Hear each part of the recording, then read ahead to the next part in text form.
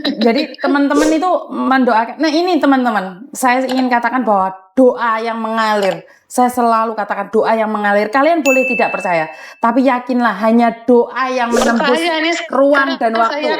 Saya yang alami loh Miss. Doa satu kali tidak dijawab, tapi doa berlipat-lipat ganda dari semua teman-teman tembus sampai langit 7, diijabah semua sama Allah Subhanahu wa taala. Amin. Jadi karena selalu saya bilang jangan menyepelekan doa. Kenapa saya bilang selalu berkata baik? Karena saat kita berdoa baik, berkata baik itu adalah bagian dari doa. Kenapa saya bilang sama-sama keluar dari mulut, kenapa harus jahat? Walaupun saya pernah kepreset ngomong jahat sama orang ya, tapi saya harus menebusnya untuk 1000 tahun mungkin. Jadi kenapa saya selalu katakan biasakan mengatakan yang baik, karena itu akan kembali pada kita. Dan Mbak Nuri merasakan sendiri ya, doa banyak orang. Doa banyak orang itu menjadikan berkat, menjadikan kekuatan. Seperti yang saya katakan, dua air ini, yang satunya dipisui diamuk, terus yang satunya dialiri dengan kata-kata baik doa, lebokno kulkas. Itu lebih beda. Yang dengan penuh hinaan dan makian itu runyam itu Mbak. Airnya itu runyam. Tapi air yang penuh doa itu tenang. Jadi ya terserah kalian, kembali pada kalian ya. Tapi saya selalu meminta doa pada kalian. Kenapa? Saya selalu minta doa amanah, karena kebanyakan orang kalau sudah melayang tinggi, terbang tinggi itu nggak amanah lagi. Karena saya megang uang kalian, termasuk uang dari YouTube yang mengalir itu adalah uang dari kalian. Saya pulang ke Indonesia, pendapatan saya menurun, tapi saya nggak khawatir gitu loh. Kenapa? Ya karena memang dapatnya segitu, uang ora kerja kok ate untuk duit, bener nggak? Jadi wajar. Tapi saya yakin saya punya kesehatan yang lebih Mbak Nuri. Jadi karena saya pribadi itu sebenarnya saya divonis kanker getah benih. Jadi tapi sudah selesai, masa saya sudah selesai. Alhamdulillah. Jadi di mana saya selalu katakan bahwa apa yang saya punya itu titipan. Karena saya selalu takut saya dipanggil Tuhan sewaktu-waktu. Saya itu takut banget Mbak Nuri. Nggak tahu kenapa, karena betul, Miss. Karena takutnya saya itu masih dalam dosa, terus tiba-tiba saya dipanggil gitu loh. Jadi kenapa saya selalu mencoba untuk menerangkan yang baik sama kalian, kenapa saya mencoba mengatakan yang baik, karena sakit itu tidak terdeteksi Mbak Nuri. Bener lah? Nggak ada yang tahu. Betul. Otak kita dipedot siji kalau wis kita gendeng Mbak. Ini satu lagi ya Miss, bagi lagi satu lagi. Waktu saya di Saudi tahun 2000, itu saya kedua kali ke Saudi. Mulai situ saya tuh kalau menstruasi sakitnya minta ampun, auzubillah, kayak ditusuk-tusuk pisau itu.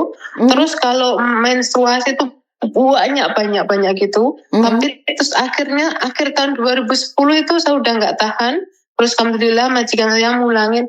Yang 10 tahun saya di Saudi itu dipulangin lewat tarhil. Nauzubillah, bener orang Saudi itu. Tapi ya semua itu ada hikmahnya ternyata. Dipulangin saya lewat tarhil loh. Tarhil itu kalau penjara itu loh Miss, gratis deportasi itu. Saya di situ dilewatin, dia nggak mau ngurus aku, nggak mau beliin tiket. Ya Allah, dia tuh bawa aku. Ayo, aku tuh padahal udah siap-siap, tasku besar, udah full semuanya oleh-oleh buat keluarga. Waktu itu bapak, ibu, adik masih ada di itu. Yang meninggal baru anakku sama kakakku, itu masih ada ibu, bapak, adik aku. Nah terus aku sedihnya apa, ya Allah, 10 tahun di Saudi aku dipulangin lewatin, aku nangis. Terus ibu bapakku, ya pokoknya gue butuh bikin happy. Semua yang ditakdirkan itu ada hikmahnya, ngomong gitu. Terus akhirnya aku pulang di Indonesia itu aku 2 bulan doang Miss, masuk PT lagi, PT Jamin Harapan Abadi di di mana di Jakarta tuh lupa aku, di Pondok Bambu. Nah di situ aku tuh menstruasi pingsan Miss sama ibu asuh. Aku tadinya ngambil ke Dubai, udah dapat visa Dubai tuh, tinggal nunggu terbang. Aku enggak, pokoknya kamu sekarang harus pulang, kamu USG dulu. Apa penyakitmu nggak sewajarnya kamu main sampai pingsan gini, kamu tuh pucat banget loh, ngomong gitu bu asramanya tuh. Nah terus akhirnya aku pulang, tapi jangan lama-lama, langsung balik lagi ya, soalnya kamu visanya udah turun gitu. Oke lah Miss, aku itu langsung USG, langsung omong sama dokter, kamu kok tahan punya penyakit sudah segini gede, sudah sebesar kepala kucing itu loh Miss. Karena aku udah tungkrep itu, udah nyangkol gitu. Nggak taunya Mbak Miss, aku kena miom. Kenapa?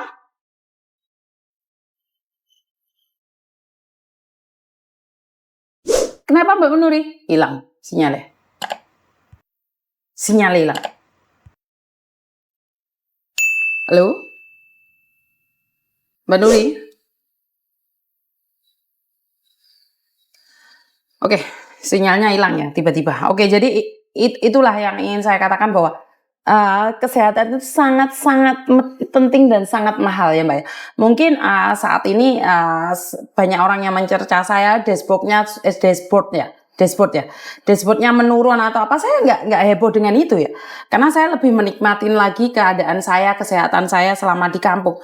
Jadi buat teman-teman, jaga kesehatan tubuh dan mental kalian, karena saya selalu ingin katakan bahwa sewaktu-waktu sakit itu satu sama lain connect Mbak, satu sama lain itu connect.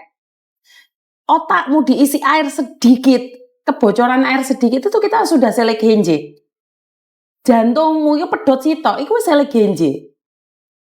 Gak usah kuwi gak iso ngentut lho, kabeh wae nek wong ngentut mau ndelik karo mlowor golek kabeh ngene-ngene iki lek runtut, kuwi gak iso ngentut iki ya penyakit. Ya. Jadi buat teman-teman, ini adalah pelajaran yang sangat berharga sekali, lebih berhati-hati. Kita sama-sama nggak takut mati ya? Iya takut sih. Cuman takutnya pas mati ki dalam keadaan dosa. Itu yang banget saya takutkan. Kadang-kadang saya bentak ibu saya itu nyesel, selalu saya bilang, Bu sepurane aku tadi lost control. Ya sungguh mudah mengatakan minta maaf, tapi saya selalu mencoba, karena dulu saya itu paling wani sama keluarga saya, karena saya merasa bahwa saya itu independen, saya itu permanen Hong Kong, jadi saya nggak butuh keluarga lagi.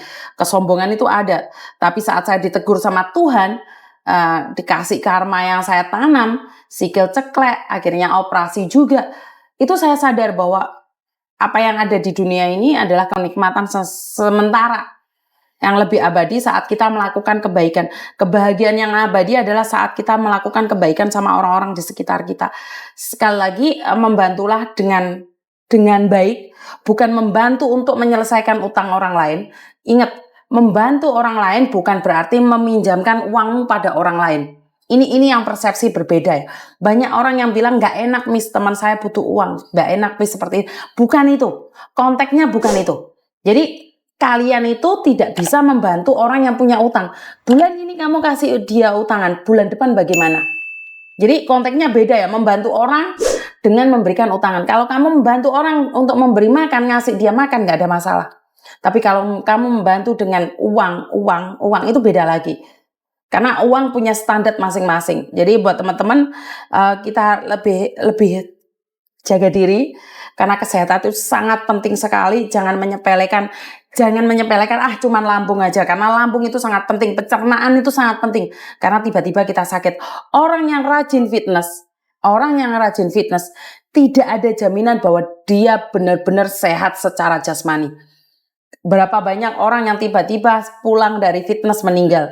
Ada berapa banyak orang sepak bola tiba-tiba meninggal, padahal dia badannya sehat, fit banget, six packs, ganteng banget, cantik banget, slimming banget. Tapi sekali Tuhan tanamkan satu penyakit dalam tubuhnya, tidak ada siapapun yang bisa menghindar.